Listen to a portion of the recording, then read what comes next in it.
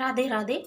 आज है गीता के तीसरे अध्याय का मूल भाग। इस प्रकार अर्जुन ने प्रश्न किया कि हे जनार्दन, यदि कर्मों की अपेक्षा ज्ञान आपके श्रेष्ठ मान्य है तो फिर हे केशव, मुझे भयंकर कर्म में क्यों लगाते हैं तथा आप मिले हुए वचनों से मेरी बुद्धि को मोहित सी करते हैं।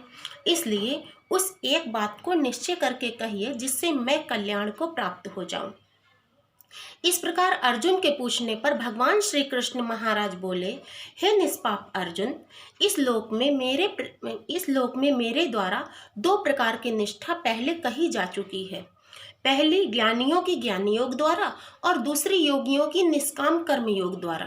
परंतु किसी भी मार्ग के अनुसार कर्मों को स्वरूप से त्यागने की आवश्यकता नहीं है, क्योंकि मनुष्य न तो कर्मों के न करने से निष्कर्मता को प्राप्त होता है और न कर्मों को त्यागने मात्र से भगवत साक्षात्कार स्वरूप को प्राप्त होता है, तथा सर्वथा कर्मों का स्वरूप से त्याग हो भी नहीं सकता, क्योंकि कोई भी पुरुष किसी भी काल में क्षण मात्र भी बिना कर्म किए रह नहीं सकता है।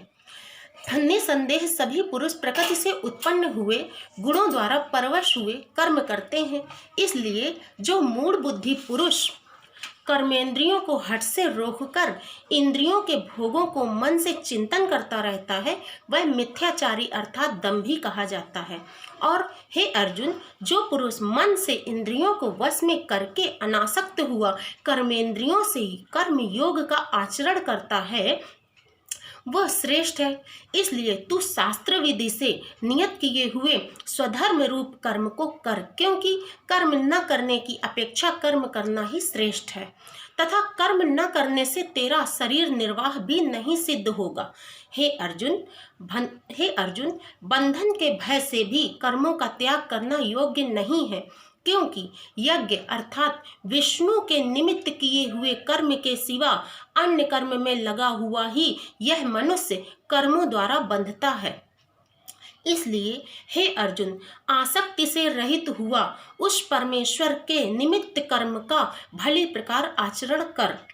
कर्म न करने से तू पाप को भी प्राप्त होगा, क्योंकि प्रजापति ब्रह्मा ने कल्प के आदि में यज्ञ सहित प्रजा को रच कर कहा कि इस यज्ञ द्वारा तुम लोग बुद्धि को प्राप्त हो और यह यज्ञ तुम लोगों को इच्छित कामनाओं के देने वाला हो, तथा तुम लोग इस यज्ञ द्वारा देवताओं की उन्नति करो और वे देवता लोग तुम लोगों की उन्नति करें। इस प्रकार आपस में कर्तव्य समझकर उन्नति करते हुए परम कल्याण को प्राप्त होगे, तथा यज्ञ द्वारा बढ़ाए हुए देवता लोग तुम्हारे लिए बिना मांगे ही प्रिय भोगों को देंगे।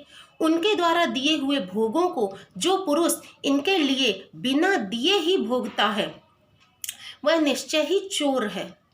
कारण कि यज्ञ से शेष बचे हुए अन्न को खाने वाले श्रेष्ठ पुरुष सब पापों से छूटते हैं, और जो पापी लोग अपने शरीर पोषण के लिए ही पकाते हैं, वे तो मानो पाप को ही खाते हैं, क्योंकि संपूर्ण प्राणी अन्न से उत्पन्न होते हैं और अन्न की उत्पत्ति वृष्टि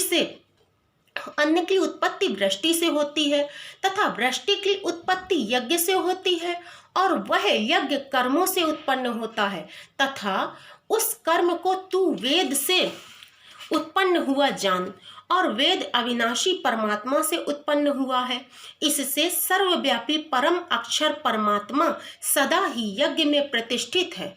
हे पार्थ, जो पुरुष इस लोक में इस प्रकार चलाए हुए सृष्टि चक्र के अनुसार नहीं बरतता, अर्थात शास्त्रानुसार कर्मों को नहीं करता, वह इंद्रियों के सुख को भोगने वाला पाप आयु पुरुष व्यर्थ ही जीता रहता है।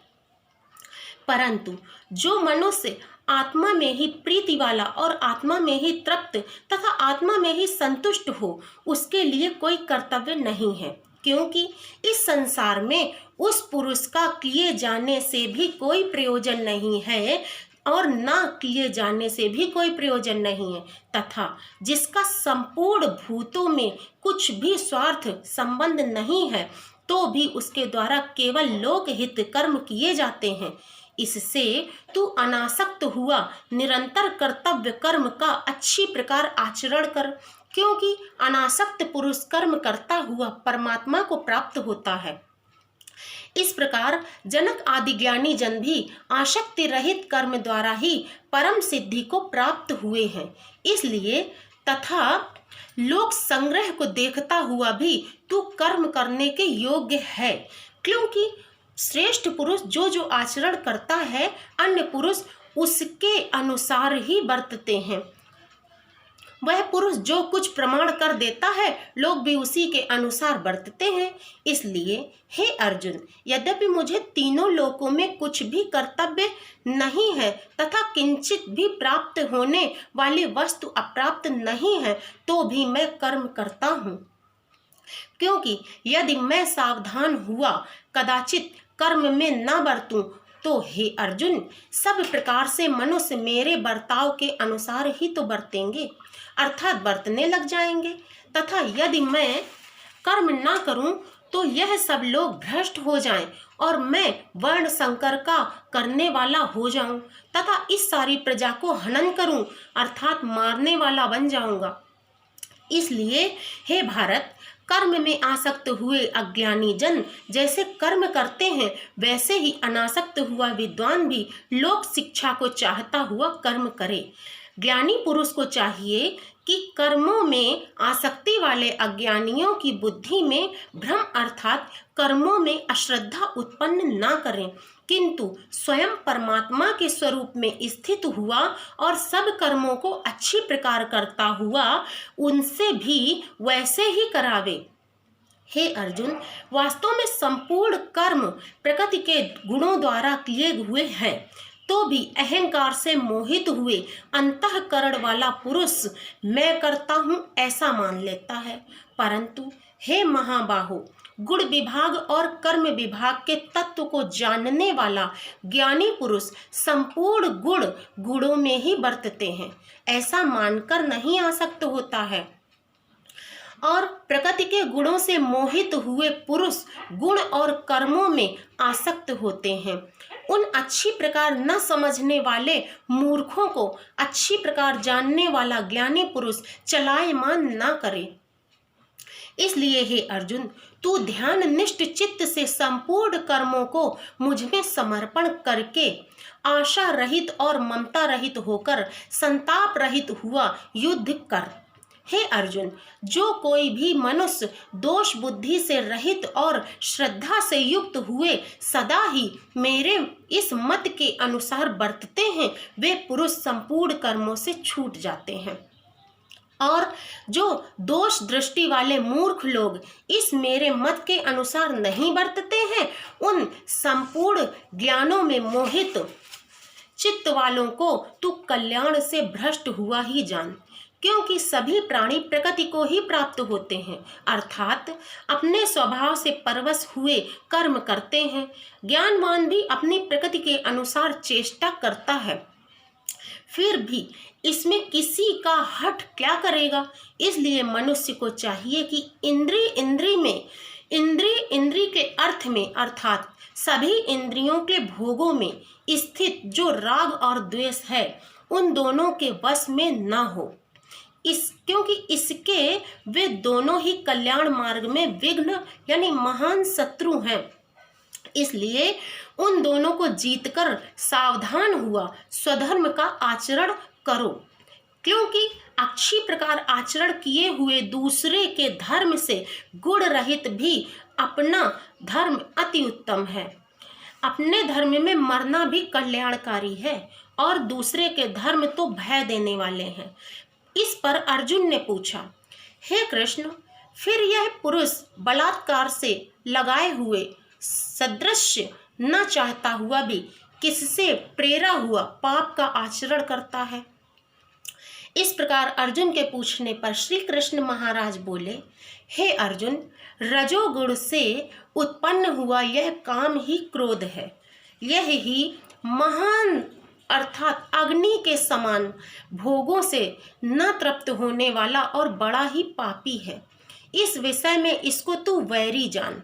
जैसे धुएं से अग्नि और मल से दर्पण ढका जा सकता है तथा जैसे जेर से गर्भ ढका जा सकता है, वैसे ही उस काम के द्वारा यह ज्ञान भी ढका जा सकता है। और हे अर्जुन, इस अग्नि सदृश न पूर्ण होने वाले काम रूप ज्ञानियों के नित्य वैरी से ज्ञान ढका हुआ है। इंद्रियां, मन और बुद्धि इस काम के वास स्थान कहे जाते हैं और यह काम इन मन, बुद्धि और इंद्रियों द्वारा ही ज्ञान को आच्छादित करके इस जीवात्मा को मोहित करता है। इसलिए हे अर्जुन, तू पहले इंद्रियों को वश में करके ज्ञान और विज्ञान के नाश करने वाले इस काम पापी को निश्चय पूर्वक मार। यदि तू समझे कि इंद्रियों को रोककर काम रूप वैरी को मारने की मेरी शक्ति नहीं है, तो यह तेरी भूल है, क्योंकि इस शरीर से तो इंद्रियों को परे श्रेष्ठ, बलवान और सूक्ष्म कहे जाते हैं। इंद्रियों से परे मन है और मन से परे बुद्धि है, और जो बुद्धि से भी अत्यंत परे है वह है आत्मा।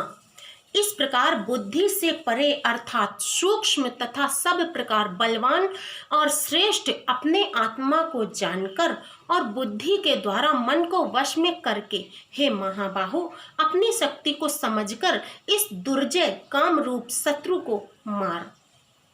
यह था गीता के तीसरे अध्याय का मूल। राधे राधे।